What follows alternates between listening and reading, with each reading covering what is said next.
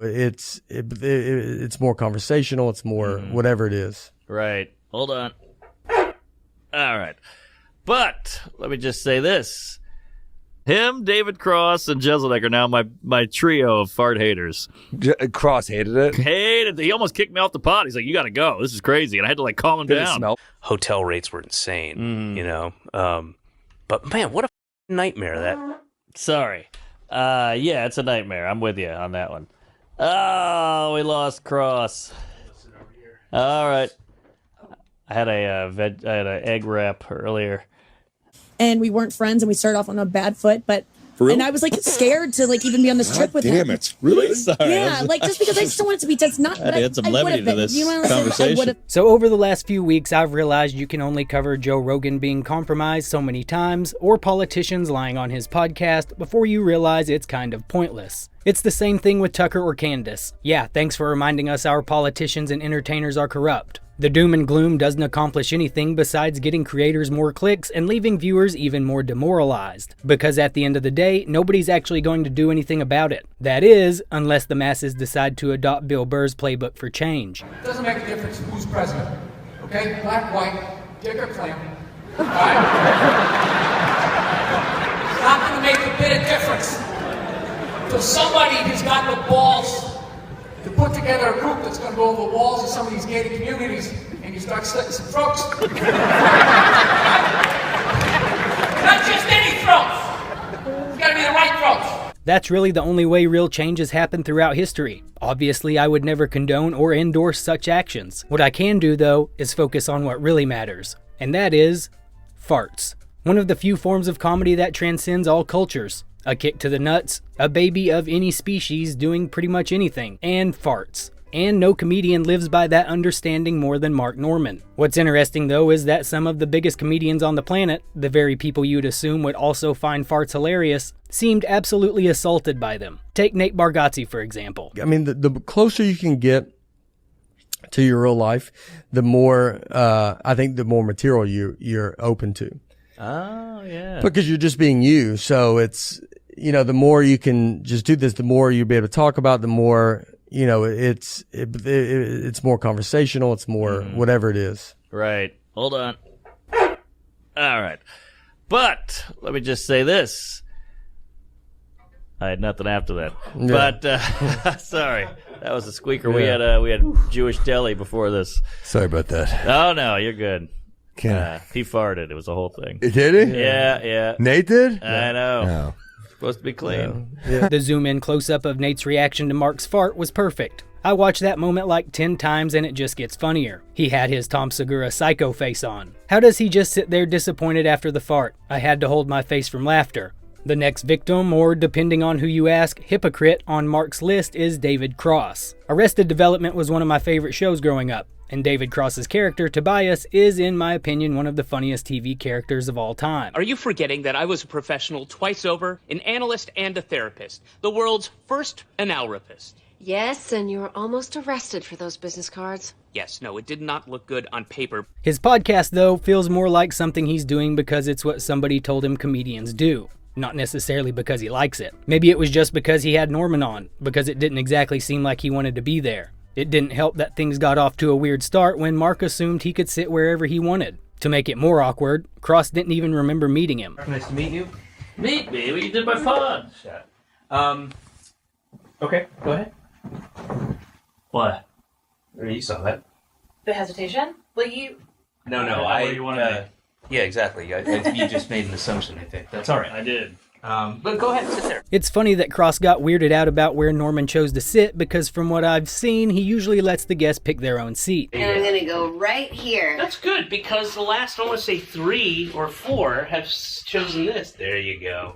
It made me wonder if Mark had done something to rub Cross the wrong way beforehand, or if that's just how Cross is, because he comes across as passively combative throughout most of the podcast. He even stops the conversation to criticize the language Mark uses in this weird, virtue-signally educating kind of way. Southern, but it's very super progressive black gay, but very industrious too, but still kind of... When you say industrious too... Well, they got skyscrapers.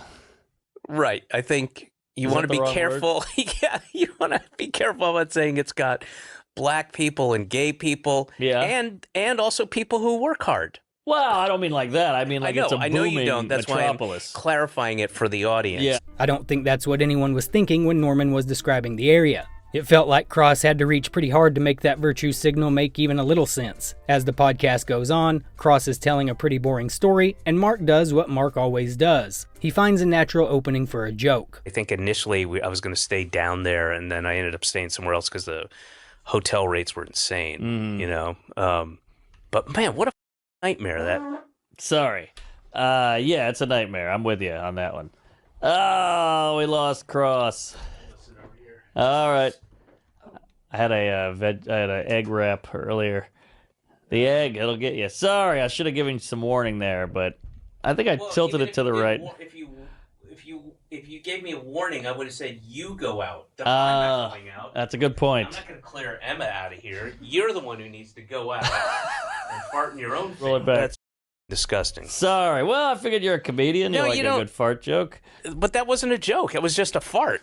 Well, a fart is you're a comedian. You'd like a good fart. a fart is a joke in itself, is it not? It's my butt made a noise. Herein lies the million-dollar question, one that may very well end up before the Supreme Court. Mark says it's a fart joke. Cross says it's just a fart. We'll dive deeper into that question as we go, but in this instance, when examining the exact moment it happened, But man, what a nightmare that. Cross's immediate reaction is a smirk. Then once his brain processes what just happened, he gets offended by what is quite possibly the first joke ever told by humanity, the fart. And you have to give credit where it's due. A comedian with any sense of shame probably would have been embarrassed by Cross's scolding and tiptoed to the end of the podcast. Instead, Norman keeps it real. And I wouldn't be at the place I'm at now if I didn't. That's true. So, yeah. Well, you're a rare breed where you can do the silly stuff. Where you can do the stand up, but you can also paint yourself blue. What the That's me. What? Did you miss bro time or something? What happened? Did you Bro not get to time? watch the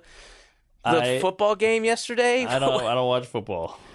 Well, that's all right. Why don't you start watching football, and then you could save all your burps and your farts for the game. All right, I didn't know this was tea time over here at the Cross residence. It's What is this, Downton Abbey? Huh? Etiquette class? But sorry, it won't happen again. That's the last expel of my body. I mean, here's the thing. It's not that you farted or that you burped. It's not. It's this.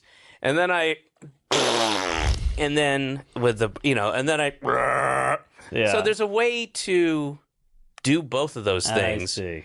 Yeah. All right.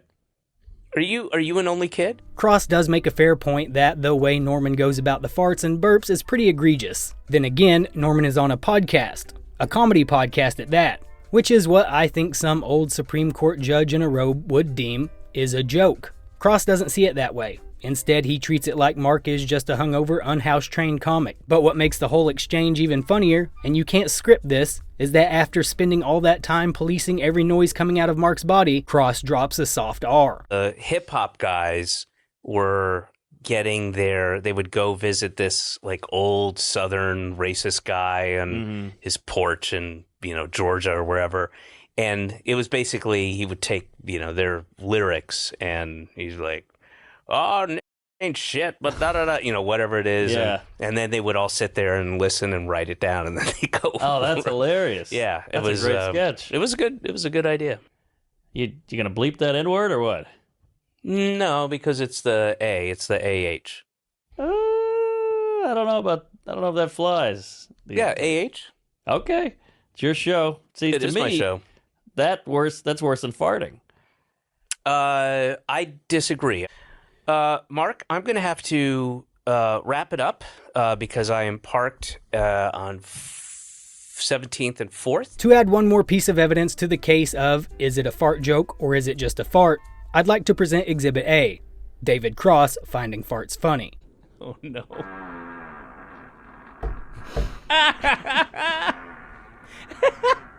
Wait a minute. Is that for you? Is that your mom? That's my mom, yeah. Now he obviously finds that funny. Anyone with a pulse would find that funny. But to play Cross's advocate, he wasn't actually there when the fart happened. I can understand why he'd appreciate that fart more than being trapped in the room with a hungover Mark Norman. Which brings us to fart scenario number 3. This one didn't happen on a podcast, it happened in a social setting, in a fellow comedian's bedroom. Did you that's a great story. What happened? So I'm on the road with him back in the day, back when things were normal. And it was me and Liz. When he was a legend, a genius, the whole thing. Right. And we're doing his Netflix special in D.C., and we're doing a whole weekend together. It was so fun. We went out to eat every night. We would get drinks. We'd get lunch. We'd talk comedy. We're in the Four Seasons. He's got a huge suite. And I'm sitting on his bed. Liz is in a chair, and Louis is at his desk at the suite. And we're watching a comedy special and trashing it, as you do. And he's a fun guy. He's filthy. So I lift my ass cheek up, and I rip a huge fart, thinking, he'll love this. And he just goes, dude, what the f-? And he paused the thing, and he was like, what was that? And I was like, I thought it'd be fun. And he was like, don't ever do that again. And I was on his bed. He was furious. I remember we left that night, and I was talking to Liz. I was like, that was bad. He's like, that was really bad. And I was like, This one adds yet another layer of evidence for the court to consider when deciding fart joke or just fart. This one happened in private, but Norman was still among fellow comedians. While Louis' reaction makes it seem like he wasn't on the clock, Mark is always on the clock. He can't turn off being a comic, so in his mind, the fart was perfectly acceptable. But the fact that it happened in private and among comics doesn't cancel out the fact that it happened on Louis' bed. In this instance, you have to have a little discernment. Farting on a coworker's bed, no matter the circumstance, isn't what makes it a fart joke to everyone watching, is who he's doing it to. Cross, Louis C.K., and Nate Bargatze are all comedians who have either been or still are at the very top of their profession. But no matter how famous you get, you're never too big to be brought back down to the level of the rest of us. By a fart joke. And when someone takes themselves a little too seriously, there's something satisfying about knowing they got brought back down to earth. Which brings us to Mark's next victim. Anthony Jeselnik. Can we talk about the peak moment for me at the fest? What was that? It was having Jeselnik on the podcast. Sure. And at the very end, which I think is going to play at the week after this here, Mark farts. And Jeselnik does not acknowledge it at all. No, he did not. Stared, dead man stare, right off into space. Was this on the pod? Yeah. I don't even remember. Died. I'm so numb to your farts. Quite the poker face on that guy. He was displeased. I guess. No reaction at all. But that's displeased. I guess so. It was like he was being molested. And he just went to a happy place. Yes. Like Nate at least went, like he had an angry, I think Jeselnik Nate was like a disappointed father when you farted. Yes, he was really upset. It's funny that this clip came out before they released the episode with Jeselnik because fans were anxiously waiting to see his reaction. Apparently it was bad enough that they didn't want anyone clipping it because you can clearly tell they edited that part out. It's a lot of work. It's a lot of work. Because you got to save that for the stage. Mm-hmm. All that also socializing. Do you watch specials still? No. Really? I'll watch occasionally. I'll watch something. Again, you have to give Mark his flowers because even though it was clearly an awkward moment on the podcast, 2 minutes later, he did it again. I got Turning Stone Casino in Verona, New York, June 6th. Then I'm doing Europe. That was another fart, Mark. Sorry, I tried to keep that one Then low. I'm doing Lisbon, Athens, Budapest. Yes, we've looked at some of the biggest fart pessimists, but now it's time to look at what the fans really care about.